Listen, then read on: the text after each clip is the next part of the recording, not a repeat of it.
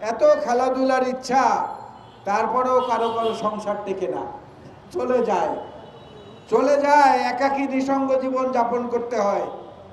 এত যখন খেলাধুলা করার ইচ্ছা, রাষ্ট্রকে নিয়ে দয়া করে খেলবেন না, সাধারণ মানুষের জীবনকে নিয়ে দয়া করে খেলবেন না।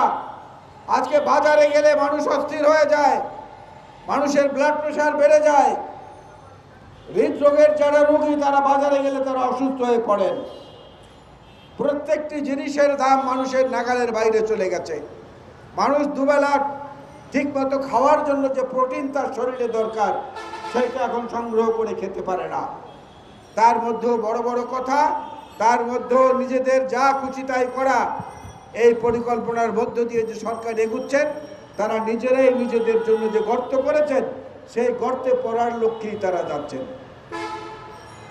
অকৃতজ্ঞতা বলতে যদি কিছু থাকে,